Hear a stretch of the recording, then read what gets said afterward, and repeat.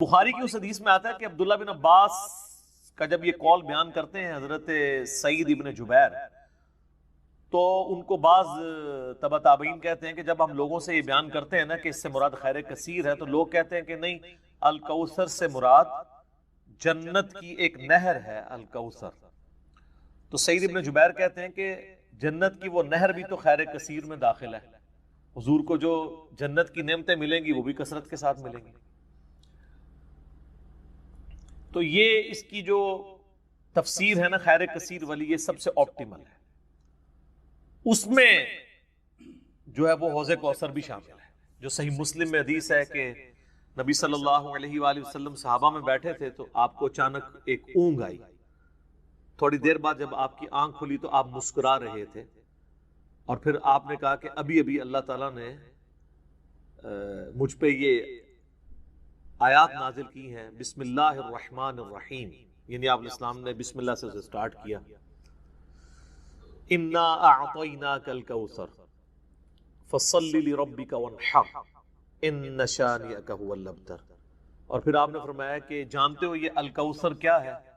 تو صحابہ نے کہا اللہ اس کا رسول بہتر جانتے ہیں۔ تو آپ صلی اللہ علیہ وآلہ وسلم نے فرمایا یہ جنت میں ایک نہر ہے جو مجھے اللہ تعالیٰ نے عطا فرمائی ہے، اور اس کے کنارے کی جو مٹی ہے وہ کستوری سے زیادہ خوشبودار ہے، اور اس کے برتن آسمان کے ستاروں کے برابر ہیں۔ اور صحیح بخاری میں آتا ہے کہ شب معراج جب نبی علیہ السلام جنت میں سیر کر رہے تھے تو وہاں آپ کو ایک نہر دکھائی گئی، اور جبرائیل علیہ السلام نے کہا کہ یہ وہ الکوثر ہے جو آپ کو اللہ تعالیٰ نے عطا کی ہے۔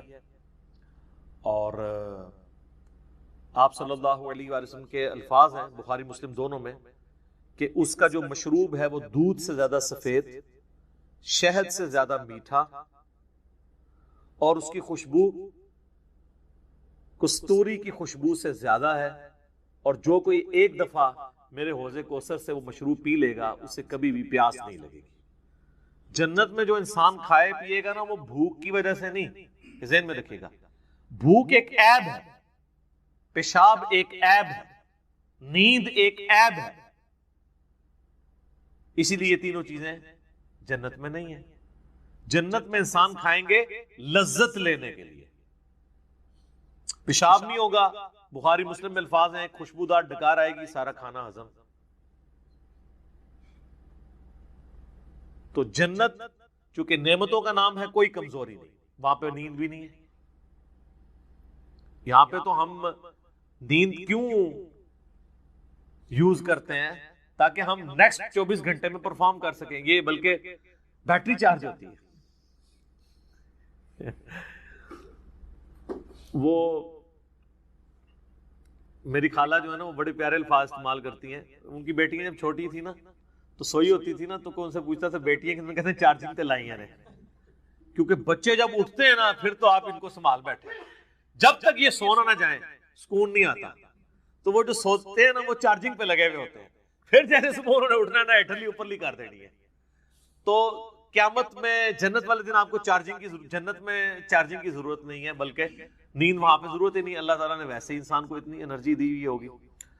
تو لہذا آپ علیہ السلام کا جو فرمان ہے نا کہ جو ایک بار پیے گا وہ کبھی پیاسا نہیں ہوگا، تو کسی کے ذہن میں خیال آ سکتا ہے کہ پیاسا نہیں ہوگا تو پھر پانی کی لذت کیا؟ وہ اللہ تعالیٰ نے جنت کی نعمتوں میں لذت ہی اتنی رکھی ہے کہ انسان لذت کی وجہ سے اس کو استعمال کرے گا۔ اور پھر انہی احادیث میں بخاری و مسلم کے موجود ہے کہ میرے حوض کوثر پہ پھر ایسے لوگ بھی لائے جائیں گے جن میں پہچانتا ہوں گا، اور جب میں انہیں مشروب پلانے لگوں گا تو میرے ان کے درمیان ایک آڑ قائم کر دی جائے گی، تو میں کہوں گا کہ یہ تو میرے صحابہ ہیں، اصحابی اصحابی، امتی والی روایتیں بھی ہیں بخاری مسلم میں، اصحابی والی بھی ہیں۔ تو مجھے بتایا جائے گا کہ یا رسول اللہ آپ کو نہیں پتا آپ کے بعد انہوں نے دین میں بدعتیں جاری کر دی تھی اور الٹے قدم پھر گئے تھے، تو آپ صلی اللہ علیہ وآلہ وسلم فرماتے ہیں کہ پھر میں کہوں گا سحقا سحقا لمن غیر بعدی، ان پہ پھٹکار ہو، ان کو مجھ سے دور کر دو جنہوں نے میرے بعد میرے دین کو بدل دیا۔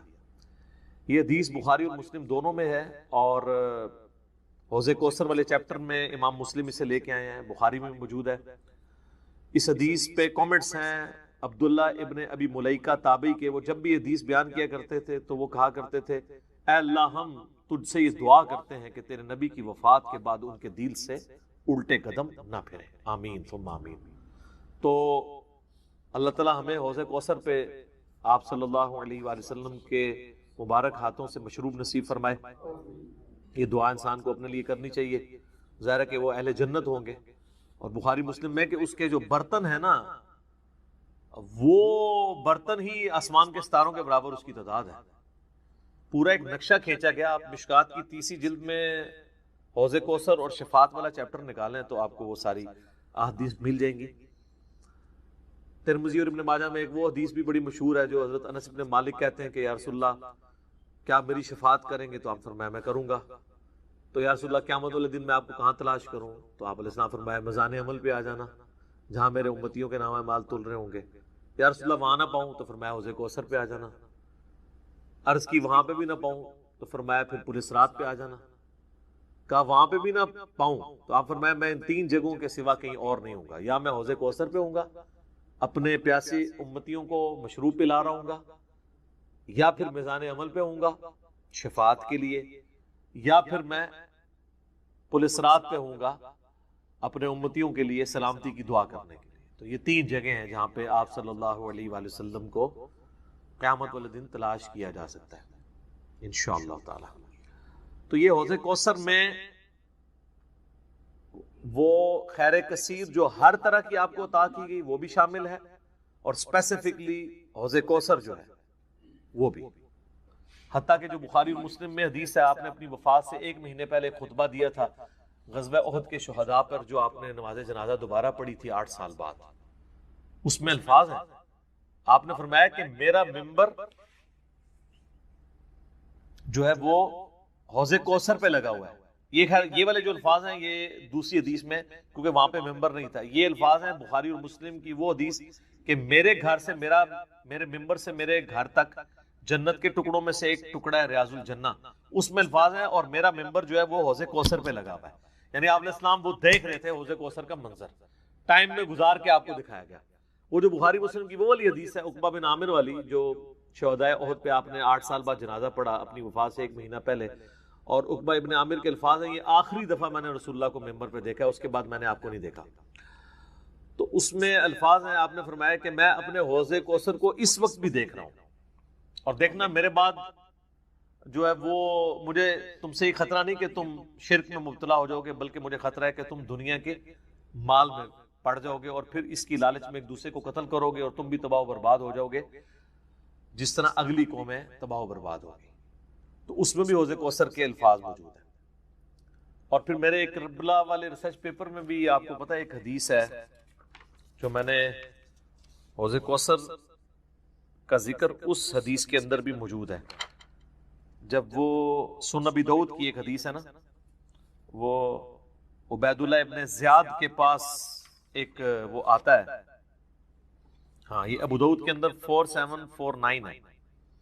ابو طالوت تابعی کہتے ہیں کہ میں ابو برزہ کو میں نے دیکھا کہ وہ گورنر یزید عبید اللہ ابن زیاد کے پاس آئے جبکہ وہ دسترخوان پر تھا، تو اس نے ابو برزہ کو آتے ہوئے دیکھا اور کہا کہ یہ تمہارا ٹھگنا محمدی ہے۔ استغفر اللہ، ان کا قد چھوٹا تھا تو ان کا اے گینڈا محمدی، یعنی محمدی اس نے اس لیے کہا کہ وہ حضور کا صحابی تھا۔ تو یہ کتنی سخت توہین کی عبید اللہ ابن زیاد نے۔ یہ وہی خبیث ہے جس کے بارے میں بخاری میں 3748 نمبر حدیث ہے، جس میں امام بخاری نے حسین کے ساتھ علیہ السلام لکھا ہے کہ یہ حضرت حسین کے حسن میں کلام کرنے لگا تو انس بن مالک نے کہا کہ رسول اللہ کے سب سے زیادہ مشابہت رکھنے والے حسین تھے۔ یہ وہی عبید اللہ ابن زیاد ہے۔ تو یہ صحابہ کے گستاخ ہیں، آل امیہ ہیں، یہ بنو امیہ کے خدمت گار۔ تو اب آپ دیکھیں جب اس نے یہ بات کی نا تو حضرت ابو برزہ اس کی طنزیہ بات کو سمجھ گیا۔ آپ نے فرمایا مجھے گمان نہیں تھا کہ میں ایسے لوگوں کے دور حکومت تک زندہ رہوں گا جو مجھے رسول اللہ کی صحبت پر آر دلائیں گے، کہ میری زندگی میں یہ وقت بھی آنا ہے کہ رسول اللہ کی وجہ سے ہمیں پوری دنیا پہ غلبہ ملا، اور اس غلبے کی حکومت کو جو لوگ انجوائے کر رہے ہیں عرب کے بدو، یہ رسول اللہ سے میری نسبت میں مجھے آر دلائیں گے۔ کہ مجھے کہہ رہے ہیں کہ ٹھگنا محمدی، یعنی پنجابی سے کہتے ہیں گینڈا محمدی، نعوذ باللہ. تو اب اس نے فوراً پینترا بدلا، وہ کہنے لگا کہ محمد صلی اللہ علیہ وسلم کی صحابیت تمہارے لیے باعث زینت ہے، آر کا سبب نہیں. پھر کہنے لگا کہ میں نے تمہیں اس لیے بلوایا ہے کہ تم سے حوض کوثر کے بارے میں پوچھوں، کیا تم نے رسول اللہ سے اس کے بارے میں کچھ سنا ہے؟ تو ابو برزہ نے فرمایا ہاں، نہ ایک بار، نہ دو بار، نہ تین بار، نہ چار بار، نہ 5 بار، میں نے کئی مرتبہ رسول اللہ صلی اللہ علیہ وآلہ وسلم سے حوض کوثر کے بارے میں سنا، اور جو حوض کوثر کو نہ مانے اللہ تعالیٰ اسے اس کا پینا نصیب ہی نہ فرمائے. اور پھر سیدنا ابو طالوت کہتے ہیں کہ سیدنا ابو برزہ رضی اللہ تعالیٰ عنہ غصے کی حالت میں وہاں سے تشریف لے گئے. انہوں نے بدعا دی کہ جو حضور کے حوض کوثر کو نہیں مانتا اللہ تعالیٰ اس کو حوض کوثر نصیب ہی نہ کرے. تو حوض کوثر جو ہے ایک ریالٹی ہے، اور قیامت والے دن کی چند بڑی ایکٹیویٹیز جو انسان کے لیے تسکین کا باعث ہیں، ان میں سے ایک عرش کا سایہ، اسی طریقے سے یہ حوض کوثر بھی ہے. اس گرمی کے اندر اللہ تعالیٰ کی نعمتوں میں سے بڑی نعمت ہے، ہم سب کو نصیب فرمائے، آمین ثم آمین. ٹھیک ہو گئی؟ اب میرے بھائیو جو یہ آیت مبارکہ آ رہی ہے نا، سورۃ النساء کی آیت نمبر 48، یہ متقاضی ہے کہ ہم بقیہ ساری گفتگو اسی کانٹیکسٹ میں کریں. یہ قرآن حکیم کی اگر میں کہوں نا سب سے کریٹیکل آیت ہے، تو میرا یہ دعویٰ غلط نہیں ہوگا. کائنات کی سب سے بڑی حقیقت کو آشکار کرنے والی یہ آیت مبارکہ ہے، تو یہ میرا دعویٰ غلط نہیں ہوگا. سورۃ النساء کی آیت نمبر 48 سورۃ النساء میں 2 دفعہ ریپیٹ ہوئی ہے، تھوڑے سے الفاظ کے فرق کے ساتھ. ایک 48 نمبر پہ اور اس کے بعد 116 کے اوپر جا کے یہ آیت آئے گی. شروع کے الفاظ سیم ہیں، بعد والے جو ہیں وہ تھوڑا سا فرق ہے. میں وہ دونوں آیات پڑھ دیتا ہوں اور اس کے اوپر پھر انشاءاللہ تفصیلی ڈسکشن کرتے ہیں. پہلے اس آیت مبارکہ کو ہم پڑھ لیں. ان اللہ لا یغفر ان یشرک بہ، بے شک اللہ اس گناہ کو تو کبھی معاف نہیں کرے گا کہ کوئی شخص اس حال میں اللہ کے حضور قیامت کے دن پیش ہوا کہ وہ دنیا میں شرک کرتا ہوا. دنیا میں معاف کر دے گا اگر کسی نے معافی مان لی، یہ آخرت کی بات ہو رہی ہے. وَيَغْفِرُ مَا دُونَ ذَلِكَ لِمَن يَشَاءُ، اس کے علاوہ جتنے بھی گناہ ہیں جس کے لیے چاہے گا معاف کر دے گا. وہ بھی اوپن لائسنس نہیں ہے، جس کے لیے چاہے گا معاف کر دے گا، لیکن امید ہے کہ وہ قابل معافی ہیں. لیکن شرک ایسا گناہ ہے جو اللہ بھی معاف نہیں کرے گا. اب کوئی کہے کہ جی اللہ کی یہ قدرت کی نفی نہیں ہو جاتی، ان اللہ علی کل شیء قدیر ہے، تو اللہ یہ کیوں کہہ رہا ہے کہ میں شرک بھی معاف نہیں کروں گا؟ اللہ تو شرک معاف کر سکتا ہے، ہم یہ جملہ بھی نہیں بولیں گے کہ کر سکتا ہے. اس لیے لا تبدیل لکلمات اللہ، جو اللہ کی وعیدیں ہیں نا وہ اللہ کے فیصلے ہیں. یہ بہت سخت معاملہ ہے، اللہ کے کلمات نہیں بدلتے. تو اللہ تعالیٰ نے یہ اپنی ڈیسٹنی میں چیز مقرر کر دی ہے کہ میں نے مشرک کو کسی صورت بھی بخشنا نہیں ہے، اس کے لیے جنت نہیں ہے. ہاں اس کے علاوہ کوئی گناہ ہے وہ جس کے لیے چاہے گا معاف کر دے گا، اور وہ بھی اوپن لائسنس نہیں ہے. اور اس میں آپ کو ایک گناہ کے حوالے سے بتا دوں، سن نبی داؤد میں حدیث ہے، نبی صلی اللہ علیہ وآلہ وسلم نے فرمایا کہ 2 گناہ ایسے ہیں جو اللہ تعالیٰ کبھی معاف نہیں کرے گا، باقی ہر گناہ معاف کر دے گا. ایک شرک اور دوسرا کسی مؤمن کا قتل ناحق. یہ جو اس میں ایک اشارہ تھا نا کہ اس کے علاوہ ہر گناہ چاہے گا، جس کے لیے چاہے گا معاف کر دے گا، تو اس کا کیا مطلب ہے؟ جس کے لیے نہیں چاہے گا نہیں معاف کرے گا. تو اس میں بھی اشارہ موجود ہے، کوئی ایسی چیز بھی ہے کہ جو اللہ تعالیٰ جس پہ گرفت کر سکتا ہے، اور وہ ہے قتل ناحق کسی مؤمن کا. تو اب مجھے بتائیں، جنہوں نے حسین ابن علی اور ان کے ساتھیوں کو ناحق قتل کیا، وہ کس امید پہ بیٹھے ہوئے ہیں؟ اور ان کو جنت کی جھوٹی خوشخبریاں سنانے والے کس امید پہ بیٹھے ہوئے ہیں؟ سوچنے والوں کے لیے یہ چیز کافی ہے. سن نبی داؤد کی حدیث. وَمَن يُشْرِكْ بِاللَّهِ، اور جس نے اللہ کے ساتھ شرک کیا، فَقَدِ افْتَرَىٰ إِثْمًا عَظِيمًا، تو اس نے بہت بڑا جھوٹ اللہ تعالیٰ کے اوپر باندھ دیا، بہت بڑا گناہ کا کام اس نے کیا جس نے شرک کیا۔ اچھا، سورہ نساء کی آیت نمبر 116 جب آئے گی نا، اس میں پہلے الفاظ تو یہی ہوں گے، ان اللہ لا یغفر ان یشرک بہ ویغفر ما دون ذلک لمن یشاء، لیکن اگلے الفاظ ہیں ومن یشرک باللہ فقد ضل ضلالا بعیدا، جو کوئی اللہ کے ساتھ شرک کرے وہ گمراہ ہوا اور گمراہی میں دور جاتا۔ اللہم لا تجعلنا منہم، اللہم من احییتہ منا فاحیہ علی الاسلام ومن توفیتہ منا فتوفہ علی الایمان، آمین۔ رضیت باللہ ربا وبالاسلام دینا وبمحمد نبیا صلی اللہ علیہ وآلہ وسلم، آمین۔ اب یہ میرے بھائیو ایسا ٹاپک ہے کہ میں اس پہ اگر کم از کم 2 گھنٹے بولوں نا تو تب میری تسلی ہوگی، لیکن میں نے چونکہ پچھلی قرآن کلاسز جو 344 لیکچرز میں مکمل ہوئی تھی، ان میں اس آیت کے اوپر آلموسٹ پونے 2 گھنٹے کی ویڈیو ریکارڈ کروا دی تھی اسی آیت کے اوپر۔ مسئلہ نمبر 3 کے نام سے وہ اپلوڈڈ ہے یوٹیوب کے اوپر، دعا صرف اللہ ہی سے۔ آپ یوٹیوب پہ ویسے بھی لکھیں نا دعا صرف اللہ ہی سے اور علی مرزا، تو وہ ویڈیو کھل جائے گی۔ اور اس کے بعد بھی کئی ایک لیکچرز وقتاً فوقتاً میں نے ریکارڈ کروائے، وسیلے کے نام پر دھوکہ، مجھے تم سے شرک کا خطرہ نہیں، یہ اکثر آپ سنتے ہیں نا، تخت بلقیس والا واقعہ، موسیٰ اور خضر والا واقعہ علیہ السلام، ہر وہ چیز جسے دھوکہ کر کے نا قبر پرستی یا بابا پرستی یا بابوں سے مانگنا سکھاتے ہیں نا، ایک ایک چیز کے اوپر میں نے الگ سے تسلی کروائی ہے قرآن، بخاری اور مسلم کی روشنی میں، الحمدللہ۔ اب وہ سارے لیکچر جمع کریں تو اس ایک آیت پہ کم از کم 10 گھنٹے گفتگو ہو سکتی ہے، لیکن ٹائم تو متحمل نہیں ہے کہ ہم اتنی ڈیٹیل گفتگو کریں، لیکن چند ایک باتیں تو میں ضرور کروں گا۔ ایک ریسرچ پیپر میں نے اس کے اوپر لکھ دیا 8 صفحوں کا، آپ اہل سنت پاک.com پہ ڈاؤن لوڈ کریں گے۔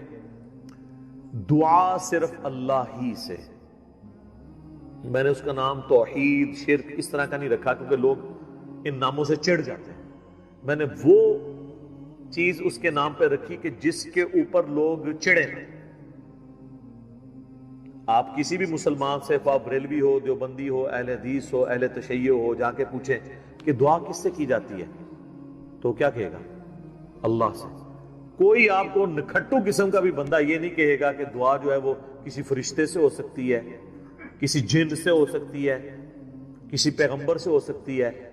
نہیں جی نہیں، نماز تے اللہ دی پڑھی دی ہے، دعا بھی اللہ کو مانگی دی ہے، لیکن حالت یہ ہوگی کہ وہ دعا اللہ سے یہ مانگ رہا ہوگا، نماز میں تو قرآن کی وہ آیت سورۃ الفاتحہ کی 4 نمبر آیت کم از کم 17 رکھتے جو فرض ہیں روزانہ کی، ان میں 17 دفعہ پڑھتا ہوگا ایاک نعبد و ایاک نستعین، اے اللہ عبادت بھی صرف کریں گے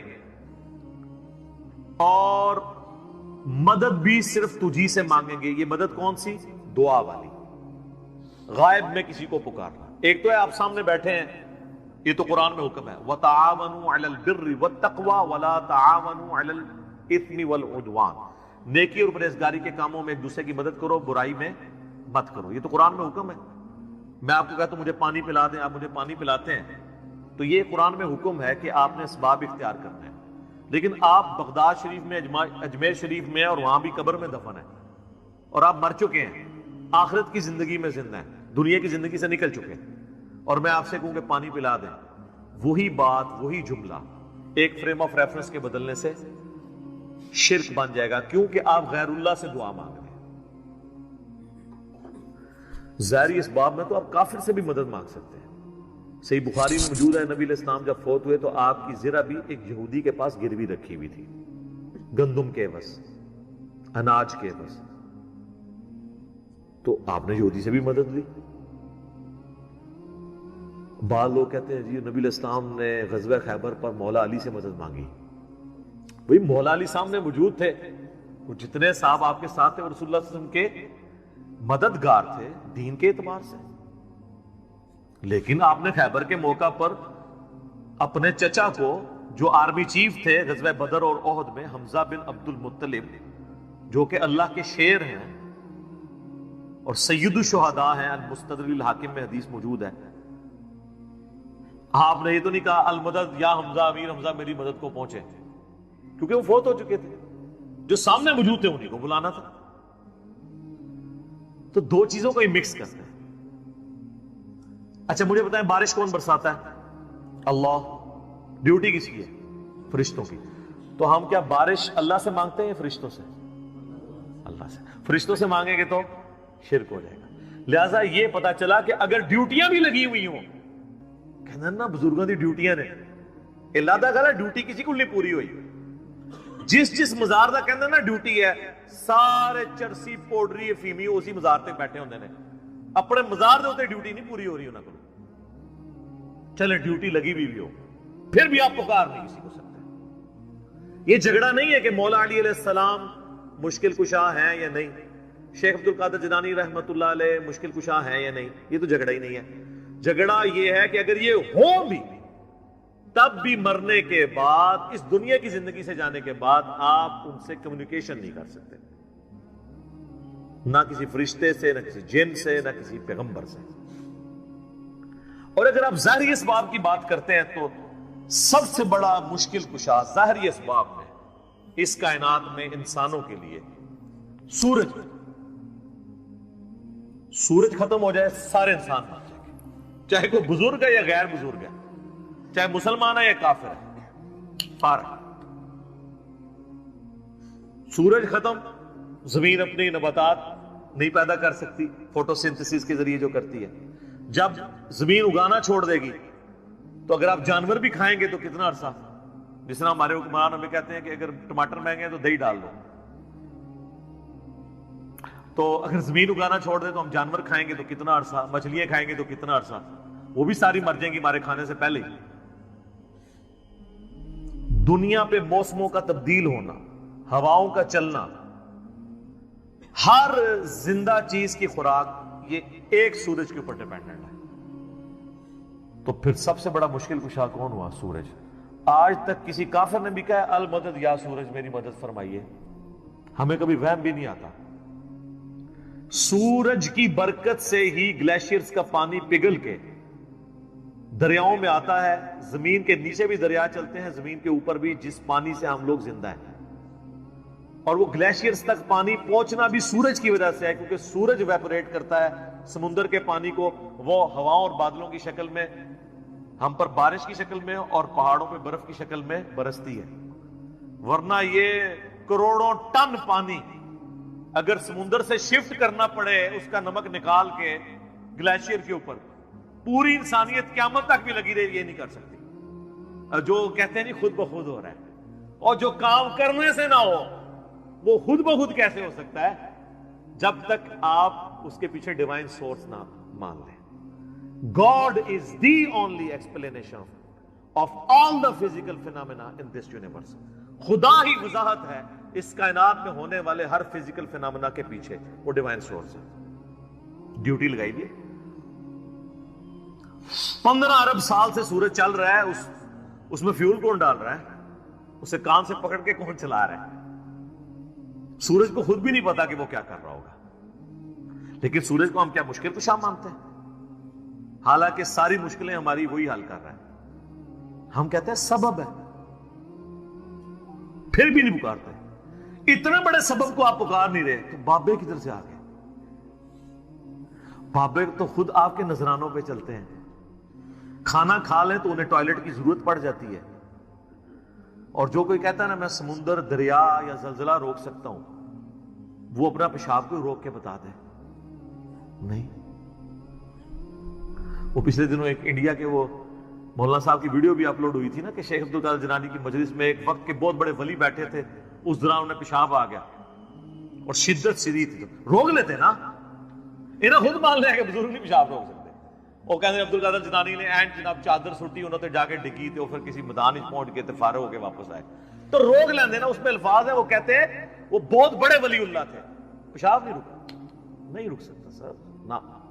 انسان بہت کمزور ہے، کھانا نہ کھائے زندہ نہیں رہ سکتا، محتاج ہے. سورۃ المائدہ کی آیت نمبر 72 میں آیا عیسیٰ اور ان کی ماں روٹی کے محتاج تھے.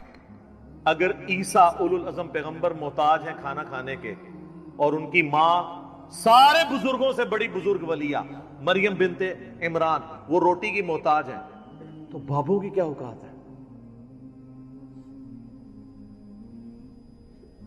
روٹی کے محتاج ہیں, اور روٹی کھا لیں تو نکالنے کے محتاج, نہ نکلے تو پھر پریشانی.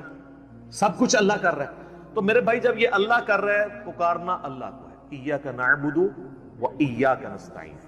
یہ ہمارا مین جھگڑا ہے شرک کے حوالے سے. ہزاروں باتیں ایک طرف, اصل بات یہ ہے کہ اصل شرک ہوا ہے ایاک نستعین میں. عبادت کی کوئی شکل, نماز, روزہ, حج, زکات, نظر, نیاز سب اللہ کے لیے, سب دیتے بھی اللہ کے لیے. بس اصالہ ثواب کی نیت کرتے ہیں, وہ چھوٹا مسئلہ ہے. ٹھیک ہے, میت کی طرف سے اصالہ ثواب ہو سکتا ہے, لیکن ایاک نستعین میں مسلمانوں کی اکثریت شرک کر رہی ہوتی ہے. اچھا, نماز میں نہیں کرتی. نماز میں آج تک کسی نے یا علی مدد یا شیخ عبد القادر جیلانی مدد نہیں پڑھا. نماز میں کیا پڑھتے ہیں؟ ایاک نعبد و ایاک نستعین. تو سر مولا علی بھی نمازوں میں اللہ کو پکارتے تھے, نماز کے بعد بھی اللہ کو پکارتے تھے. مولا علی کا ماننے والا وہ ہوگا جو مولا علی کی طرح اللہ ہی کو پکارے, ورنہ مولا علی کا ماننے والا تو وہ نہ ہوا. تو یہ آپ دیکھیں کتنی بڑی جرت کا یہ لوگ کام کر رہے ہوتے ہیں. ہم جب سمجھاتے ہیں تو کہتے ہیں آپ گستاخی کر رہے ہیں. سر جب آپ عیسائیوں کو سمجھاتے ہیں نا کہ حضرت عیسیٰ ابن مریم اللہ کے بیٹے نہیں ہیں, تو عیسائی بھی یہی سمجھتے ہیں آپ حضرت عیسیٰ کی گستاخی کر رہے ہیں. اور قرآن میں تو بہت سخت بات آئی ہے. سورہ المائدہ کی آیت نمبر 17 میں لَقَدْ كَفَرَ الَّذِينَ قَالُوا إِنَّ اللَّهَ هُوَ الْمَسِيحُ ابْنُ مَرْيَمَ. بے شک وہ لوگ کفر کر رہے ہیں جو یہ کہہ رہے ہیں کہ عیسیٰ ابن مریم ہی اللہ ہیں. اس کے بعد کتنے سخت الفاظ ہیں. قل, اے نبی تم فرماؤ, فَمَن يَمْلِكُ مِنَ اللَّهِ شَيْئًا, اللہ کا کوئی کیا بگاڑ لے گا, ان اراد ان یہلک المسیح ابن مریم وامہ ومن فی الارض جمیعا, کہ اگر اللہ ارادہ کرے کہ عیسیٰ ابن مریم اور ان کی ماں کو اور ساری مخلوق کو ہلاک کر دے, اللہ کا کوئی کیا بگاڑ سکتا ہے؟ اچھا, شرک کیا عیسائیوں نے, مثال دے دی عیسیٰ ابن مریم کی توحید کے لیے, لہذا بابوں کی مثال آئے گی. سر عیسیٰ سے بڑا تو کوئی بابا نہیں ہے. وجیہا فی الدنیا والآخرہ ومن المقربین, سورہ آل عمران آیت نمبر 45. اور 5 اولو العزم پیغمبر جو سورۃ الاحزاب میں سورہ شورى میں آئے, محمد رسول اللہ, ابراہیم علیہ السلام, موسیٰ علیہ السلام, نوح علیہ السلام اور عیسیٰ علیہ السلام, ان میں سے ایک ہے عیسیٰ ابن مریم. اور اللہ فرما رہا ہے اللہ کا کوئی کیا بگاڑ لے گا اگر اللہ عیسیٰ اور اس کی ماں اور سب لوگوں کو ہلاک کر دے. وَلِلَّهِ مُلْكُ السَّمَاوَاتِ وَالْأَرْضِ, بادشاہت تو آسمانوں اور زمین کی اللہ کی ہے. وَمَا بَيْنَهُمَا, اور جو کچھ اس کے درمیان ہے اس کا مالک بھی اللہ ہے. يَخْلُقُ مَا يَشَاءُ, جو چاہتا ہے پیدا کرتا ہے. عیسیٰ کو بھی اس نے پیدا کیا, یہ اس کی مخلوق ہے, that's all, جس طرح اور مخلوقات ہیں. وَاللَّهُ عَلَى كُلِّ شَيْءٍ قَدِيرٌ, اور اللہ تعالیٰ ہر چیز کے اوپر قادر ہے. سر کس لیول پہ جا کے آپ کو اللہ سمجھائے, کس لیول کے اوپر جا کے؟ توحید کا معاملہ بہت سینسٹیو ہے. میں اکثر ایک جملہ بولتا ہوں, shirk is the most sensitive issue in the sight of Allah. Allah کے حضور شرک سے زیادہ کوئی حساس معاملہ نہیں ہے. اس لیے تو یہ آیت آئی ہے کہ اللہ نے ہر گناہ معاف کر دینا لیکن یہ معاف نہیں کرنا. لیکن سر ایک خوشخبری بھی ہے. سورۃ الفرقان کی آیت نمبر 70 میں آیا کہ اگر کوئی شرک سے دنیا کی زندگی میں توبہ کر لے, ہم اس کے گناہوں کو بھی نیکیوں سے بدل دیں گے. سبحان اللہ وبحمدہ, سبحان اللہ وبحمدہ, سبحان اللہ العظیم, عدد خلقہ ورضا نفسہ وزنۃ عرشہ ومداد کلماتہ. یعنی اللہ اس کو یہ بھی لکھے گا کہ اتنا سا تو نے شرک کیا ہے, ہن پہلے اینے سال نیکیاں کر, تو ایڈا گاڑا گناہ سی, انہوں ختم کرنے ٹائم چاہیے. اللہ کہتا ہے تو توبہ کر لے, میں اس گناہ کو بھی نیکی کے برابر تول لوں گا, ایک بار میری طرف آ جا. صحیح مسلم میں حدیث ہے اور جامعہ ترمذی میں بھی, اے میرے بندے اگر تو اتنے گناہ کر لے کہ آسمان تک پہنچ جائیں اور صرف ایک دفعہ مجھ سے معافی مانگ لے, میں تیری توبہ قبول کر لوں گا. اور اے میرے بندے اگر تو زمین و آسمان گناہوں کے بھر کے قیامت والے دن میرے پاس آیا لیکن تو نے ایک گناہ نہ کیا ہوا اور وہ ہے مجھ سے کے ساتھ کسی کو شریک ٹھہرانا، تو میں اس قدر مغفرت کے ساتھ اس سے ملاقات کر لوں گا اگر تو نے شرک نہ کیا ہوا۔ بس یہ گارنٹی دے۔ ایک تو موٹا موٹا شرک ہے نا، ویسے تو خواہش نفس کو بھی شرک کہا گیا، افرائیت من اتخذ الہہ ہوا، بھلا اس شخص کو دیکھا جس نے اپنی خواہش نفس کو اپنا خدا بنا لیا۔ وہ بھی چھوٹا شرک تو ہے، فجر کے وقت اذان کی آواز سن کے مسجد میں نہ جانا اور اپنے نفس کی پیروی کرنا، یہ بھی شرک کی ایک فارم ہے۔ اسی لیے ابراہیم علیہ السلام کو سب سے بڑی جو ڈگری قرآن میں اللہ نے دی ہے نا، وہ کیا ہے؟ وما کان من المشرکین، وہ مشرک نہیں تھے۔ ہم بندہ کہتا ہے یار یہ کون سی ڈگری ہے، مشرک تو میں بھی نہیں ہوں۔ نا سر نا، ابراہیم علیہ السلام دی توحید اور تے تہاڈی میری توحید اور، وہ ہر طرح کے شرک سے آزاد ہو چکے تھے۔ سر اس سے بڑی کیا بات ہوگی؟ اللہ نے قرآن پاک میں فرمایا کہ سورۃ البقرہ میں کہ جب ابراہیم کو اس کے رب نے آزمایا تب وہ آزمائش میں پورا اترا، اور سورۃ النجم میں فرمایا ابراہیم وہ ہے جو ہم سے وفا کرنے والا ہے، اور سورہ الصافات میں آیا کہ ہم نے اسے اتنی بڑی آزمائش میں ڈالا کہ اس کے بچے کی قربانی کا اسے حکم دیا تو وہ تیار ہو گیا اس کے لیے۔ تو انہوں نے بیٹے کو بھی اللہ کے مقابلے پہ کھڑے نہیں ہونے دیا، اس لیے کہا گیا وما کان من المشرکین۔ یہ کوئی چھوٹی ڈگری نہیں، بہت بڑی ڈگری ہے۔ تو شرک کا معاملہ بہت سینسٹیو ہے۔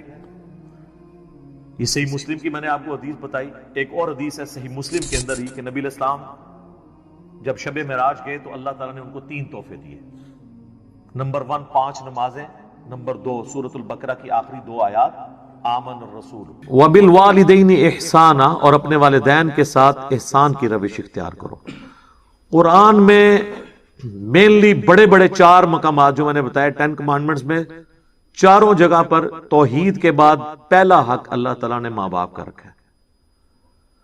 یہاں پہ تو مختصر بات ہے، لیکن باقی جگہوں میں ملے گا کہ اگر والدین تجھے اکسائیں اس بات کے اوپر کہ تو اللہ کے ساتھ کسی کو شریک ٹھہرا، تو پھر ماں باپ کا بھی کہنا نہیں ماننا۔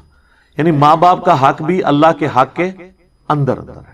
دنیا میں معروف طریقے سے ان کے ساتھ چلنا ہے، ایون ماں باپ کافر بھی ہوں تو۔ اسما بنت ابی بکر جو حضرت ابو بکر کی بیٹی تھی، ان کی ماں کافرہ تھی، تو صحیح بخاری میں آتا ہے کہ انہوں نے اللہ کے نبی علیہ السلام سے کہا کہ میری ماں مشرکہ ہے، میرے پاس آتی ہے، میں اس کے ساتھ کیا معاملہ کروں؟ تو آپ نے فرمایا دنیا میں معروف طریقے سے اس کے ساتھ بیہیو کرو، یعنی وہ جو ہیومن ڈگنیٹی ہے وہ وائلیٹ نہیں ہوگی۔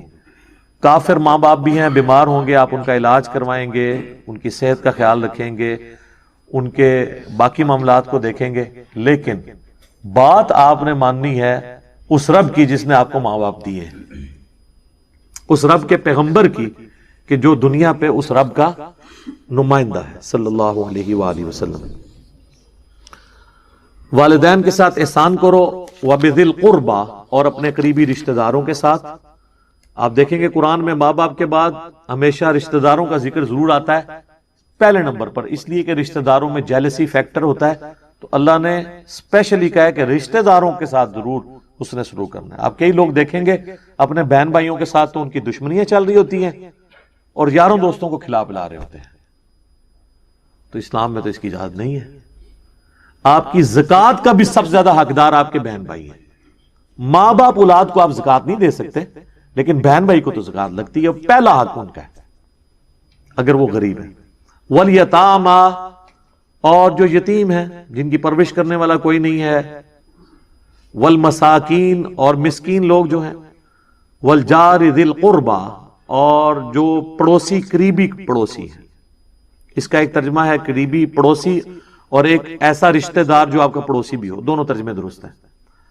والجار الجنب، اور ایسا پڑوسی جو دور کا ہے، رشتہ دار نہیں ہے، یعنی پڑوسی تو ہے لیکن رشتہ دار نہیں، کیا وہ رشتہ دار ہے لیکن دور کا رشتہ دار ہے۔ یہ ترتیب بتائی جا رہی ہے کس طرح حق ہے ترتیب سے۔ والصاحب بالجنب، اور مجلس کے لوگ جو تمہارے دوست یار ہیں۔ دیکھیں دوست یاروں کا ذکر کس کے بعد آیا؟ ماں باپ، رشتہ دار،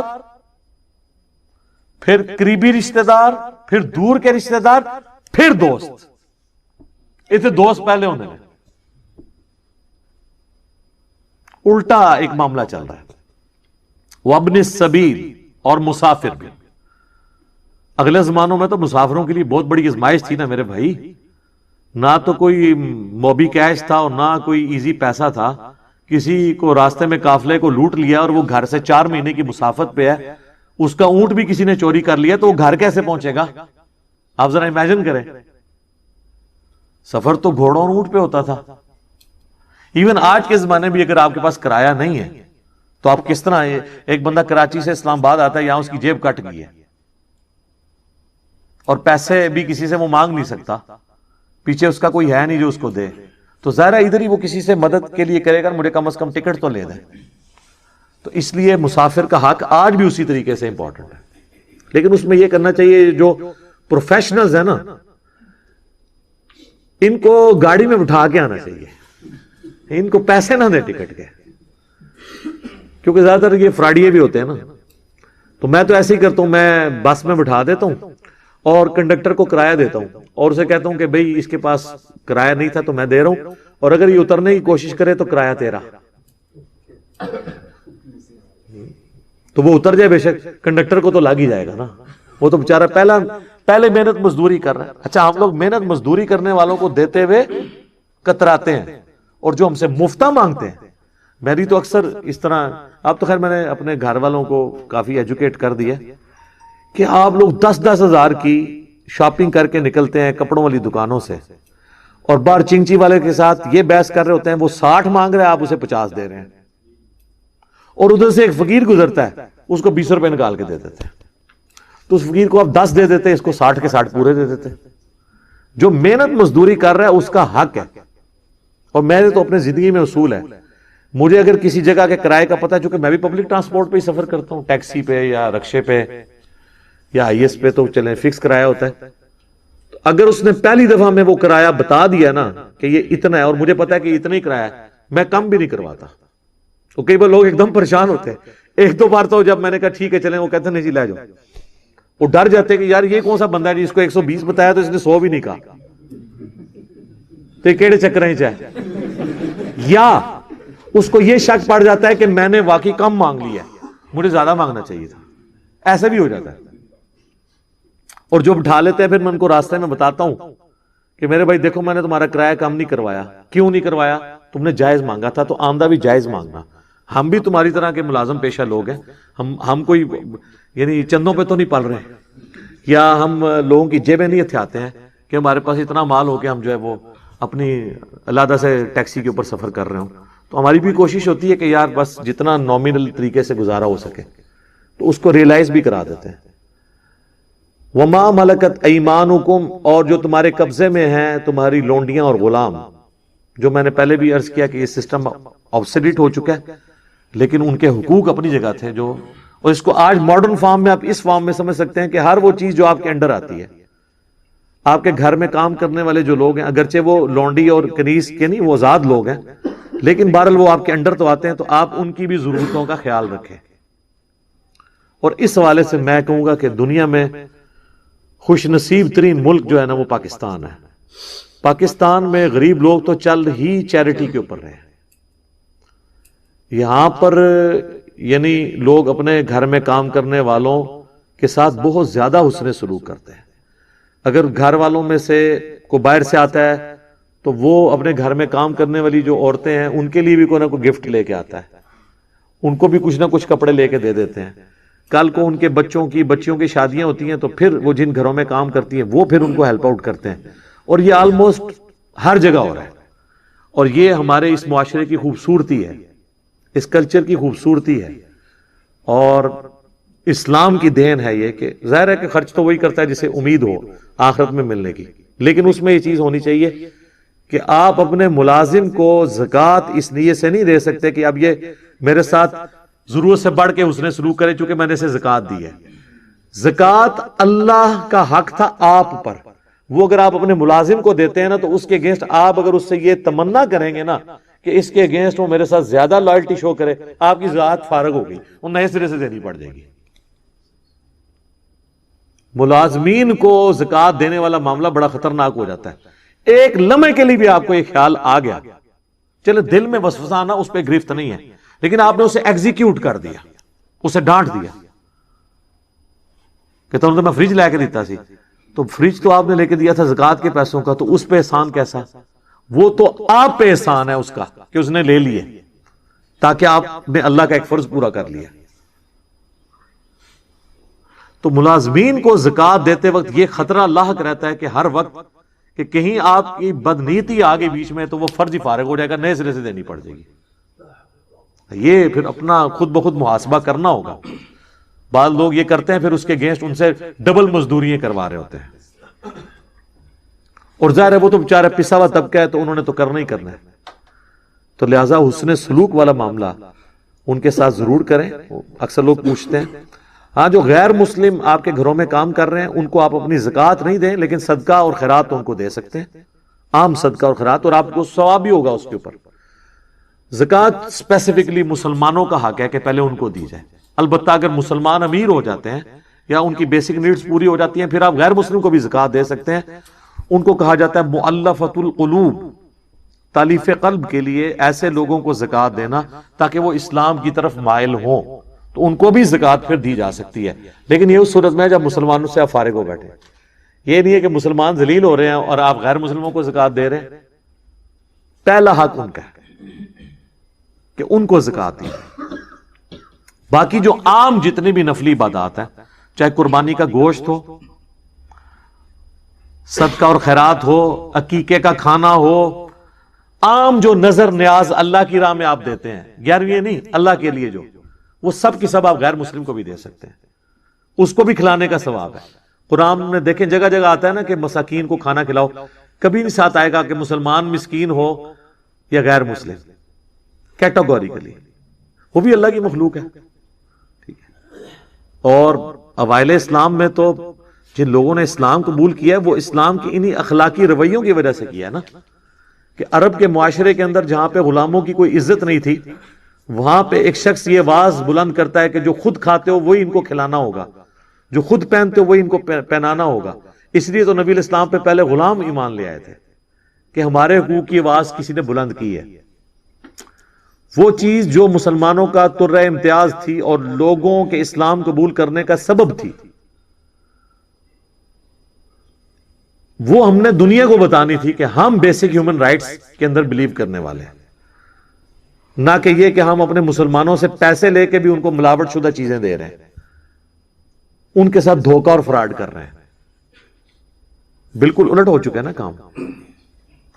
آپ دیکھ لیں، آپ کی والدہ ہاسپٹل میں ایڈمٹ ہوں خدا نخواستہ، اور آپ کو ڈاکٹر ایک ٹیکہ لکھ کے دے کہ جی اس ٹیکے سے آپ کی والدہ کی جان بچ سکتی ہے، اور آپ میڈیکل سٹور پہ جائیں اور وہ کہ جی یہ 2 ٹیکے میرے پاس اویلیبل ہیں، یہ حافظہ اللہ تعالیٰ اور دامت برکاتہم عالیہ نے جو نیا نیا میڈیکل سٹور انہوں نے میڈیکل دوائیاں بنائی ہیں ان کا ٹیکہ ہے، اور یہ جرمنی کے ایک کافر ڈاکٹر کا ٹیکہ ہے۔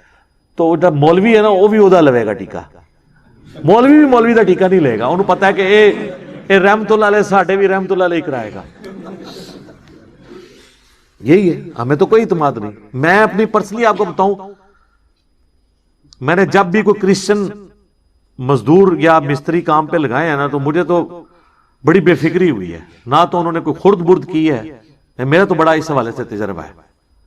تو کتنا شرم کا مقام ہے کہ آپ مسلمان ہو کے، یعنی جنہوں کہندے نے آرڈر ہم ہی کر دینے، پیسے لے کے بھی اس کو حلال نہیں کرتے، تو لوگوں کو ان تکلیفوں سے گزرنا پڑ رہا ہے۔ تو ایک عام آدمی کو تو اس سے کوئی غرض نہیں کہ آپ کی داڑھی کتنے انچ ہے اور آپ نماز کتنے منٹ کی پڑھتے ہیں، عام آدمی کو تو یہ غرض ہے کہ آپ کا اس کے ساتھ تعلق معاملات کا کیسا ہے۔ لیکن میں دوسری ایکسٹریم پہ بھی نہیں جاؤں گا کہ صرف معاملات ہی سیدھے اور اللہ تعالیٰ کو کہو جی اللہ سے اپنے حق معاف کر دے گا، وہ بھی دوسری ایکسٹریم ہے۔ اللہ کے حق بھی اور مخلوق کے حق، یہ دونوں پیرلل میں چل رہے ہیں۔ ایک پر سے پرندہ نہیں اڑتا، 2 پروں سے ہی اڑتا ہے۔ تو یہ اللہ تعالیٰ نے دونوں چیزیں، حقوق اللہ بھی، حقوق العباد بھی، امر بالمعروف بھی یعنی نیکی کا حکم بھی، اور نہی عن المنکر بھی۔ خالی فضائل اعمال نہیں، نہی عن المنکر نہیں کرتے نا، وہ کہتے ہیں امر بالمعروف کریں گے، اعمال کے فضائل سنائیں گے۔ نہی عن المنکر جو ہے نا وہ تو ظاہر ہے اس میں تو خطرہ ہوتا ہے کہ اگلا بندہ کوئی سنا ہی نہ دے۔